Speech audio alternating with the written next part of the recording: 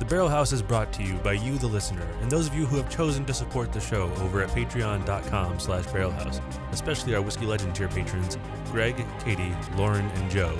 Without you, the show wouldn't be possible. Hello, and welcome to the Barrel House.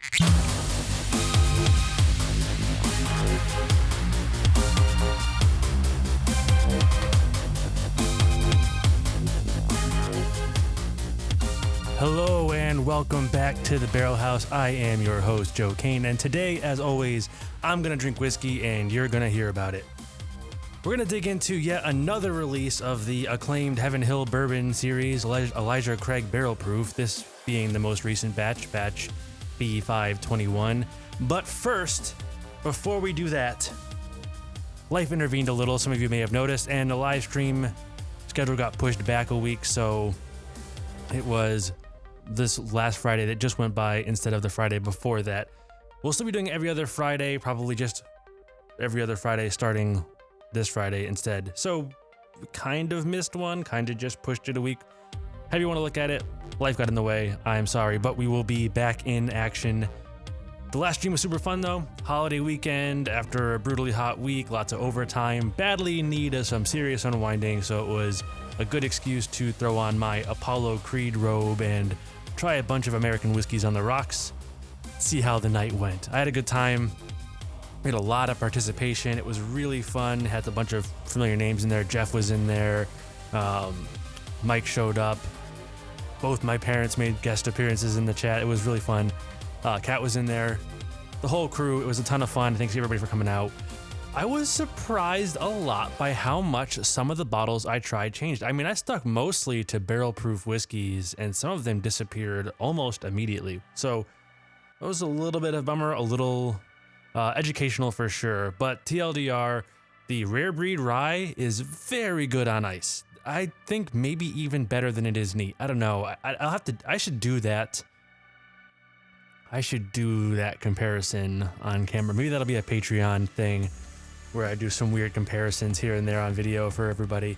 We'll see how that goes. I did just have to replace a piece of gear that broke because that's my life and that's how technology works. So it's going to be probably a week before I can get back into producing videos, which is a bummer because I got a couple of bottles I really want to crack open, including the new Blood Oath pack number 7 that I stumbled across in the wild, and I really want to get into that, but I can't really do the first. I guess I could do the first sip with bad audio. I don't know. Maybe I'll do this a second sip and not get too heavily into it. I just want to try it. We'll see how that goes. Anyway, the next live stream, which will be on the 16th. Everybody, this is big news. Big news. The live stream on Friday, July 16th. We'll have the one and only Mike Rondo of 3 Quarters to Play, the Manny Faces of Motu, Mando Mondays, and formerly of the Cantino Cast will be joining me live in studio for a whiskey and conversation, however that ends up going. It's going to be a great time, so be sure to mark your calendars, subscribe to the YouTube channel, click like, subscribe, click the bell for notifications, all that stuff so that you don't miss it. And you can find that at barrelhousepocast.com/live. That'll bring you right to the YouTube channel where you can click all those buttons and be there for the next live stream. You're not going to want to miss that. It's going to be real good. Anyway, on to the whiskey. On to the Elijah Craig Barrel Proof batch B521. Like I said earlier, this is the latest release in the ECBP lineup, but it is a controversial one to be sure. Maybe divisive is a better word. Controversial feels like a loaded word. I don't know if it's really controversy, but it is definitely getting a lot of attention, both positive and negative, so we'll go with divisive. Either way, it's the lowest proof ECBP has ever been, and by a pretty good margin, coming in at a really manageable 118.2%. I mean, the other releases I have here are all well into the 60%, 123, 4, 5, 6% alcohol range, so it's a pretty big chunk down. It does, as always, carry a 12-year age statement and is uncut and non-chill filtered. MSRP is still about $65, but good luck with that. You're actually probably going to find it somewhere around 80, maybe a little bit more. I grabbed this one for, I believe, 80, but at 80, it's still well worth it. It's tough to find bottles this good at MSRP anymore. This hobby is getting really popular, and it's getting really hard to find things at MSRP, especially some of these limited releases, which is why I was so excited to find that Blood Oath at MSRP, right where it was supposed to be. I see those for like $500 sometimes. That is not what I paid. I paid the MSRP of $99, and that is so much better than $500. But like I said, there's some pretty harsh scrutiny floating around on this release because of the proof, because expectations are really high, because ECBP is pretty much always a major hitter. I know there are some people that really don't like either the A or B release. That seems to divide a little bit, and this is the B release, but not like this. We don't see this kind of divide normally. This does, however, and I'll get back to this around this. I really liked the A and the B this year. Spoiler alert for this episode. So I'm really excited for where the C release goes. If I can find, I never found the C release last year, which is a major bummer. If any of you out there in internet world have a bead on a bottle of C920, you let me know. But with all that scrutiny, I decided to give this pour the old minute in the glass for every year in the cask treatment, to give it every advantage to do well here, every chance to do well here today.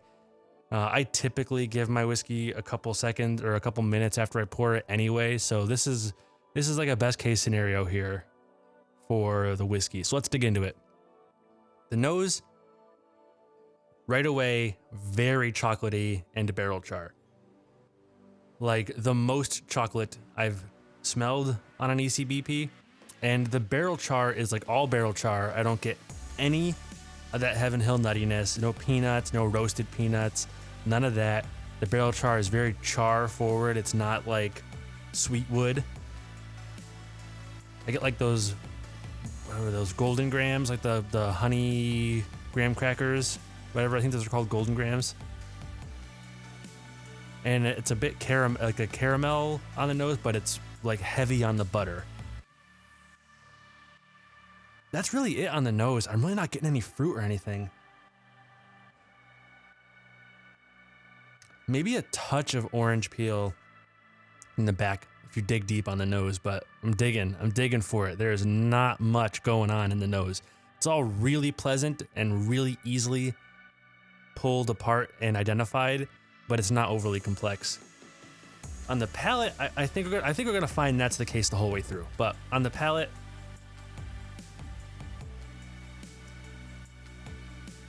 I get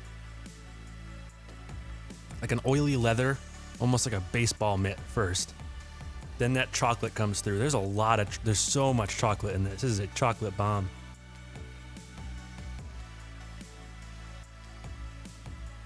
Then in rolls brown sugar, and then really dry, aged char oak. Get that leather and that chocolate and that brown sugar, and then as it rolls through the palate, it just saps the moisture out of your mouth and leaves you with just a char oakiness and a touch of cherry. It's not heavy on the fruit at all on this one. It's a really sweet, desserty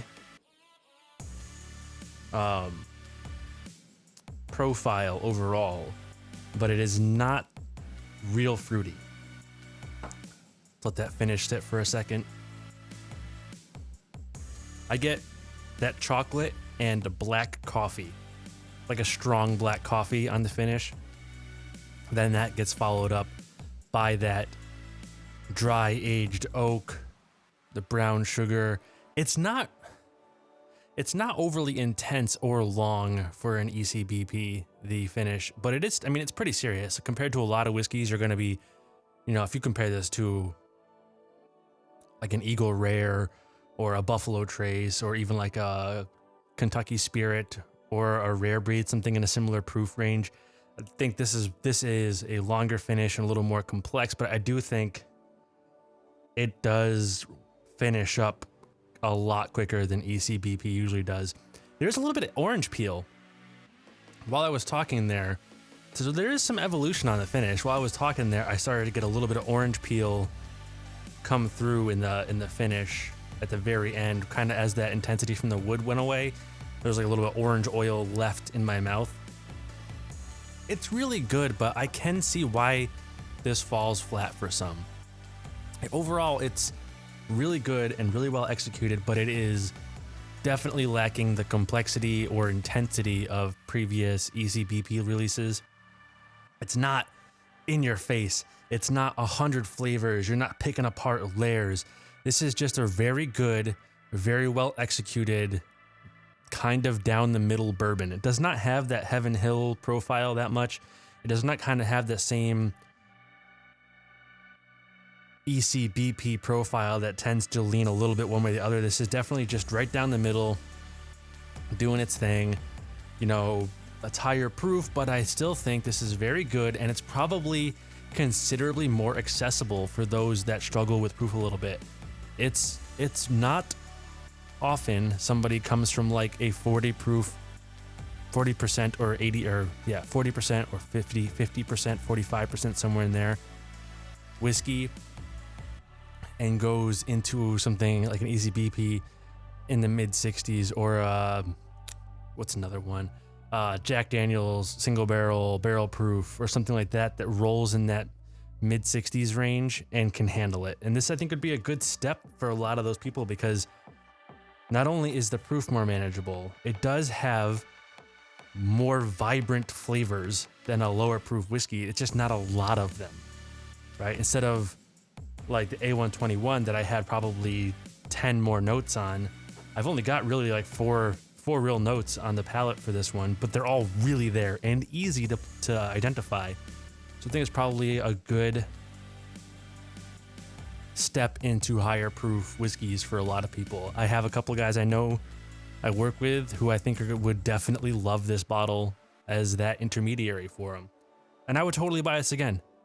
All that being said, I would absolutely buy this bottle again. Like I said earlier, with the way this bottle shook out versus the way, in addition to the way the A121 shook out compared to previous year's A and B releases, this makes me really excited for the C release this year, as the C releases tend to be a good bit better than either of the A and B, to me anyway.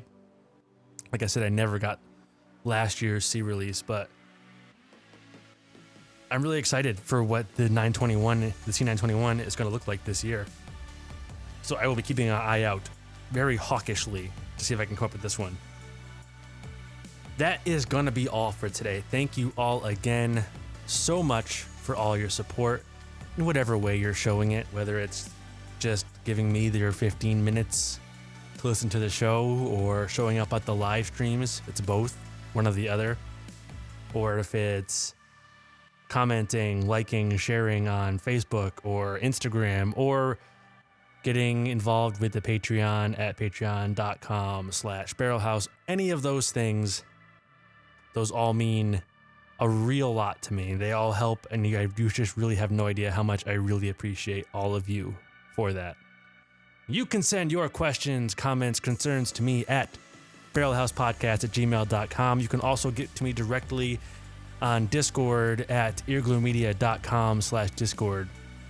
Or you can get to me at your social media of choice. You can get all of your social media links and links to everything else you could possibly want at barrelhousepodcast.com. I don't know how long it's running for. It may already be gone, but there is a merch sale going on right now at barrelhousepodcast.com/merch. If you want to get, I think it's like 35% off on a shirt or whatever you're looking to get. While you're on there, please rate and review the show on iTunes. That means a lot to me.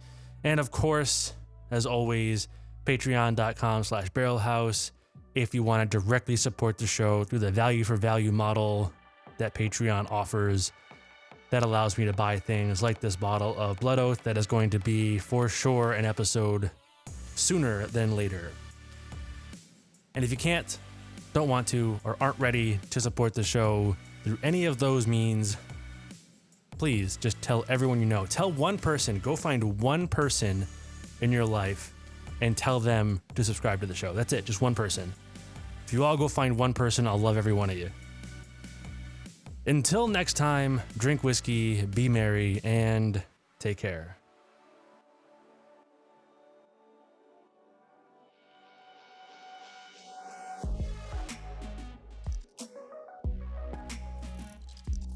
The Barrel House is written, produced, and hosted by Joe Kane, and it's a proud member of the Earglue Media Network. Views and opinions expressed on this show belong only to the mouth they came out of. And as always, please remember to drink responsibly. Slàinte Mhaith.